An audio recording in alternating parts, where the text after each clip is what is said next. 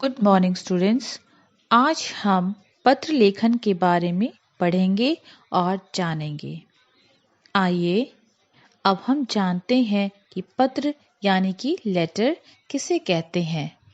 पत्र विचारों के परस्पर आदान प्रदान का सशक्त, सुगम और सस्ता साधन है। पत्र कितने प्रकार के होते हैं? पत्र दो प्रकार के होते हैं। पहला अनौपचारिक पत्र इनफॉर्मल लेटर, दूसरा औपचारिक पत्र फॉर्मल लेटर। आइए हम इस कक्षा में अनौपचारिक पत्र लेखन के बारे में जानेंगे अथवा पढ़ेंगे।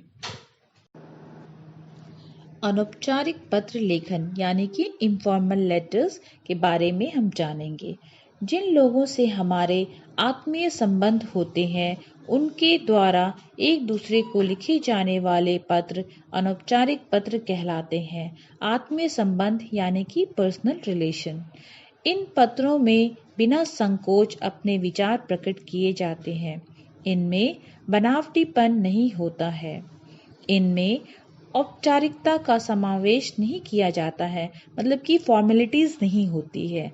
ऐसे पत्र संबंधियों, मित्रों आदि को लिखे जाते हैं। संबंधियों यानी कि रिलेटिव्स, मित्रों यानी कि फ्रेंड्स को लिखे जाते हैं।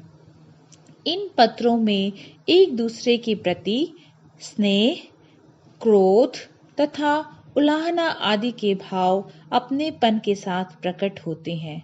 सभी प्रकार के सामाजिक पत्र इस श्रेणी में आते हैं। औपचारिक पत्रों के अंतर्गत जिन पत्रों को सम्मिलित किए जाता है वे इस प्रकार हैं।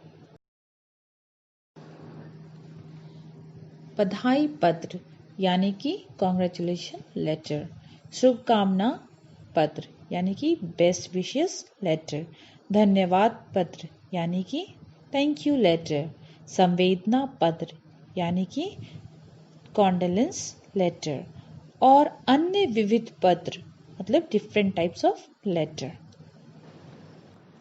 कृपया इस चार्ट पर ध्यान दीजिए।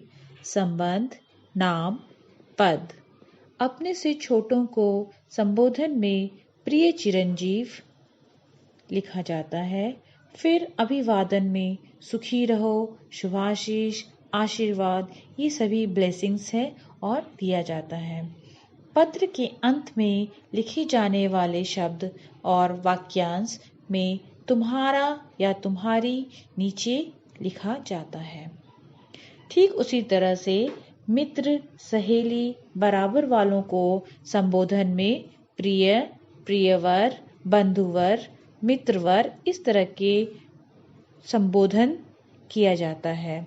अभिवादन में सप्रेम नमस्ते, क्योंकि ये आपको मित्र और सहेली यानी कि बराबर वालों को लिखा जा रहा है।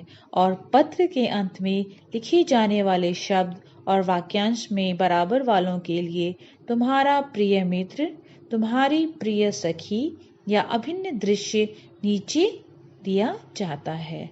ठीक इसी तरह से अपने से बड़ों के लिए संबोधन में आदरणीय, पूजनीय, पूज्य, श्रद्धेय यानी कि रेस्पेक्टेड वर्ड्स यूज किए जाते हैं। ठीक उसी तरह से अभिवादन के लिए प्रणाम, सादर नमस्कार, चरण वंदना और चरण स्पर्श शब्दों का प्रयोग किया जाता है। ठीक आइए पत्र के अंत में लिखे जाने वाले शब्द और वाक्यांश अपने से बड़ों के लिए कृपाकांक्षी, आपका प्रिय नीचे लिखा जाता है।